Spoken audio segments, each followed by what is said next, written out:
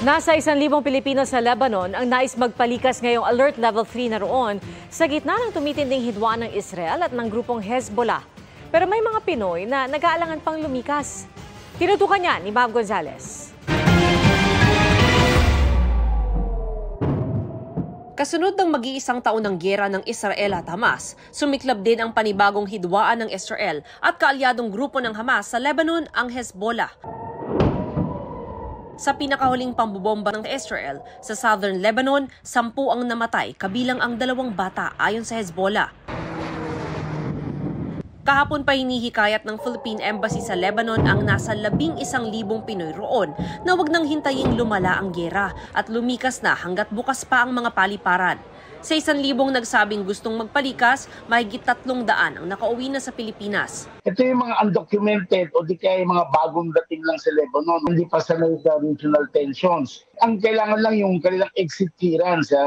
Kasi yung pagbabayad ng plane ticket, bayad ng pamahalaan yan. Ang Overseas Workers Welfare Administration nanawagan sa mga kaanak o kakilala ng mga OFW sa Lebanon na pakiusapan silang umuwi muna sa Pilipinas.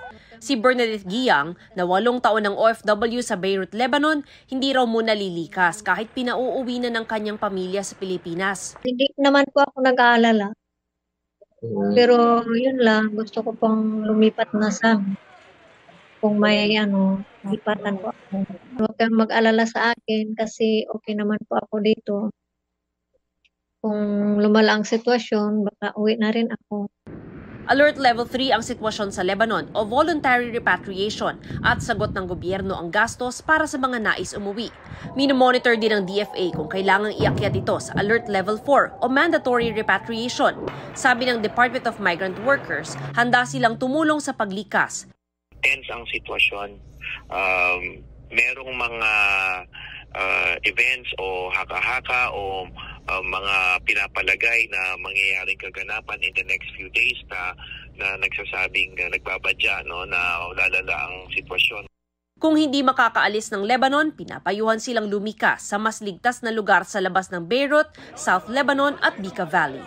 Para sa GMA Integrated News, Mav Gonzalez, nakatutok, 24 oras. Mga kapuso, patuloy na tumutok sa mga balita, mag-subscribe sa GMA Integrated News sa YouTube. Sa mga kapuso abroad, samahan niyo kami sa GMA Pinoy TV at www.gmanews.tv.